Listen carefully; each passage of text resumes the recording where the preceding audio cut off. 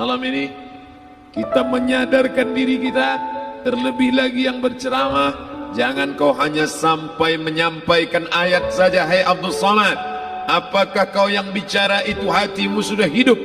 Senantiasa merasakan diri, aku orang paling hina, aku orang paling kotor, ditempelkan kening ke lantai di tempat yang diinjak tapak kaki, mengatakan bahwa aku bukan siapa-siapa.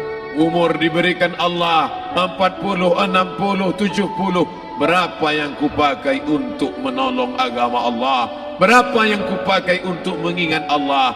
Mata, tangan, telinga, kaki akan diminta tanggung jawab di hadapan Allah. Dulu dibangga-banggakan, dihormati, dimuliakan. Yang kami muliakan Al-Mukarram, Al-Ustadz. Tapi pada saat tiba masanya, yang kita bawa tak lain tak bukan innallaha la yanzuru ila ajsamikum. Allah tak menengok badan, fisik, bentuk tubuh, baju, ini sampulnya saja. Wala ila suwarikum, Allah tak menengok rupa, wajah. Walakin yanzuru ila qulub, hati kamu yang bersih itulah yang kau bawa menghadap Allah Subhanahu wa taala. Yauma la yanfa'u malun, harta tak berguna, wala banun, anak tak bisa menolong, harta tak berguna, anak tak mampu menolong, illa man atallah, kecuali orang yang datang menghadap Allah biqalbin salim, dengan hati yang bersih, hati yang tulus, hati yang memercikkan cahaya iman, hati yang bersih dari hasad, busuk hati, sum'ah, riya, takabbur. Itulah yang menolong di hadapan Allah Subhanahu wa taala. Apa kata Imam Ali radhiyallahu an? An-nasu niyam. Semua manusia waktu hidup itu tidur. Bapak tidur, ibu tidur, saya tidur. Semua orang waktu hidup itu tidur. Falamma matu, ketika dia mati, disitulah dia baru terjaga dari tidur panjang. Saat Israel mencabut nyawa, ditarikkan adalah satu sentapan yang kuat. Disitulah kita baru terjaga dari tidur panjang. Betapa aku meninggalkan salat, betapa aku tak berzakat, betapa dulu kekuasaan. Aku lulus umur 30, pensiun 58, 28 tahun apapun tak pernah kubuat untuk agama. Sibuk membesarkan anak, sibuk mengurus warisan. Anak pun tak ingat dengan kita, karena kita lupa menanamkan pendidikan agama di dalam otak kepalanya. Harta yang banyak tak sempat menolong agama Allah. Anak tunggal semata wayang tak sempat dididik agama. Istri meninggalkan dalam keadaan stres susah hatinya, karena dia tak diajarkan sabar menerima ridha ketetapan takdir Allah. Dan paling celaka, tak pernah anggota tubuh ini dipakai untuk berzikir, muhasabah, mengingat Allah. Tak pernah mata dipakai menengok Quran, kitab suci Allah. Tak pernah dipakai hati merenung sejenak, apa yang akan kubawa mati menghadap Allah Subhanahu wa taala. Abdul Somad dari dalam tanah naik ke atas tanah, ceramah,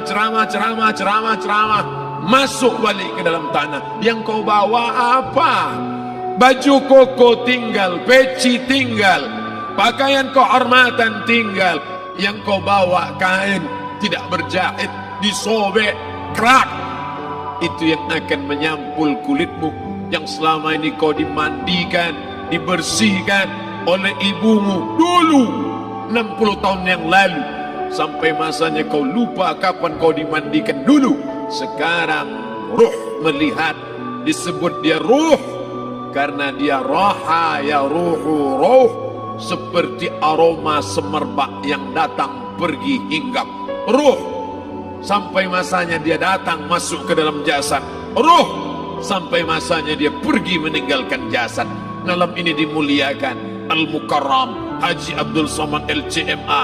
Kenapa Abdul Somad ini dimuliakan? Karena ruh hinggap sejenak sebentar, sampai masanya besok pagi dia ruh keluar dari dalam tubuh ini. Anak yang katanya ayahku sayang, istri katanya kaulah abang, sampai masanya mereka tak lagi mau mendekat.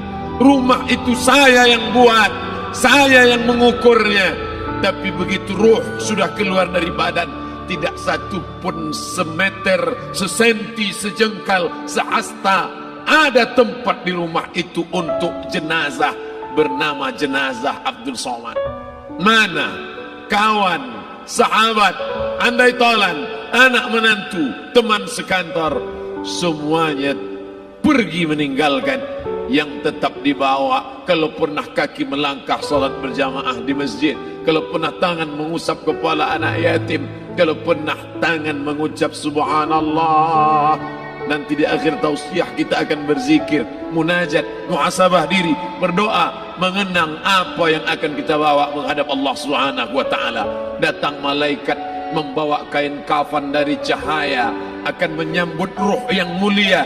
Hadis riwayat Ahmad bin Ambal dalam kitab Al-Musnad, turun malaikat berlomba-lomba membawa kain putih dari cahaya, menunggu ruh akan keluar.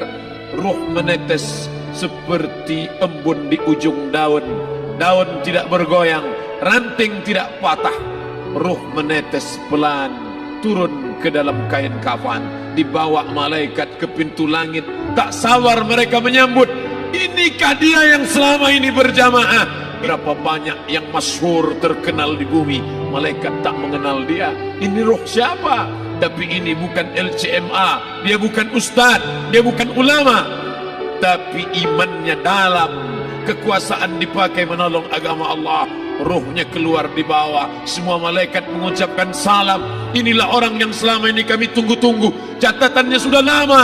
Setiap pagi petang malaikat subuh membawa catatan namanya, malaikat malam membawa catatan namanya. Kami merindukannya. Begitu orang-orang yang masyhur di langit tapi tak dikenal makhluk bumi.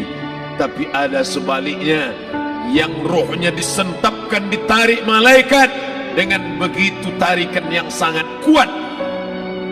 Nabi bertanya saat Isra Mi'raj kepada mereka yang sudah mati ribuan tahun yang lalu, apa yang kalian rasakan? Yang satu mengatakan seperti tebasan pedang di tempat yang sama beratus kali. Yang satu mengatakan seperti kambing yang dikuliti hidup-hidup. Yang satu mengatakan seperti mata kail pancing ditarik dari kulit yang basah. Maka kita berdoa setiap selesai salat, Allahumma hawwin alaina, ringankan kami ya Allah, fi sakaratil maut, di saat sakaratul maut yang amat sangat menyakitkan itu, di saat malam pertama di tempat yang gelap, di tempat yang tak pernah diimpikan oleh orang, tapi kita tetap melewati dan merasakannya. Perlahan-lahan cacing tanah, ular-ulat kalajengking akan menggerogoti kulit yang selama ini dimandikan, selama ini dipakaikan sampo yang mahal, selama ini dioleskan pelembab yang lembut. Tapi ternyata sebelum roh keluar jasad, setelah keluar dia hanya akan menjadi santapan cacing tanah, hancur berkeping hari demi hari. Yang pertama kali membusuk adalah mata, karena dia berisi cairan. Cairan ini mengering, busuk dan berlubang. Lalu kemudian usus sebulan di dalam tanah, mulai dia menggelembung masuk angin dan dia meletus pecah. Cacing-cacing tanah mulai datang menggerogoti, memakan. Habis, siap tak siap, suka tak suka, kau akan didatangkan. Apa yang akan ditanya oleh Allah? Perbuatanmu, amalmu. Faman ya'mal mithqala dzarratin khairan yarah. Sebesar biji sawi, sebesar ujung rambut, kau aniaya orang, kau makan titik puluh keringatnya. U'tul ajira ajrahu, berikan upah pekerjamu, gaji tukang panenmu, gaji tukang cuci setrikamu. Kau makan, kau tahan 3 bulan. Dia tak menuntut, dia senyum, dia hanya mampu mengadu kepada Allah. Tapi titik peluhnya yang keringatnya, air matanya akan kau balas di hadapan Allah Subhanahu wa taala. Di saat itu tak ada siapa bisa menolong. Hari ini uangmu banyak, kau bayar pengacara handal 1 jam 100 juta, bebas tanpa syarat. Tapi di hadapan Allah semua akan bersaksi. Al-yawma naqtimu ala, lidah yang selama ini pandai bicara dikunci, ditutup Allah taala yang akan bicara. Wa tukallimuna aydihim wa tashhadu arjuluhum, kaki akan bersaksi, tangan akan bicara. Bima kanu yaksibun, yang pernah dilakukan di masa yang lalu. Mata melihat seolah-olah nyata perbuatan itu pernah dilakukan dulu. Kita lupa, kita tak ingat. Tapi catatan malaikat terlalu terang benderang. Wa in kullun lamma jami'un ladaina muhdarun. Catatan dibaca sampai-sampai orang itu tak percaya. Ma li hadzal kitab, kenapa buku catatan saya ini la yughadiru saghiratan, yang kecil-kecil, wala kabiratan, yang besar-besar, ahsaha, semua tercatat dalam buku catatan yang nyata. Dalam surat Al-Isra apa kata Allah? Iqra.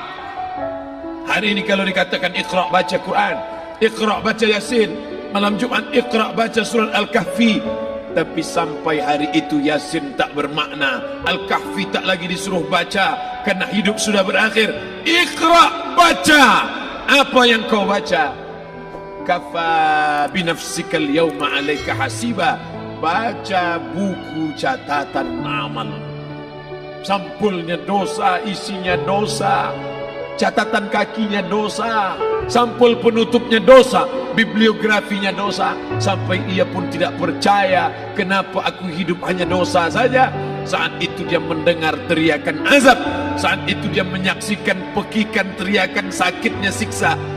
Rabbana, ya Tuhan kami, farji'na, balikkan lagi kami ke dunia. Rabbana, ya Tuhan kami, absarna, mata kami sudah melihat azab, wa sami'na, telinga kami sudah mendengar sakitnya pekikan teriakan jeritan. Farji'na, balikkan lagi kami ke dunia.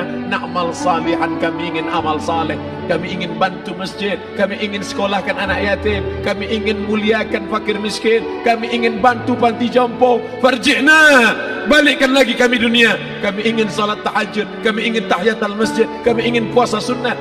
Saat itu penyesalan tak lagi berguna. Na'mal salihan, kami ingin amal saleh.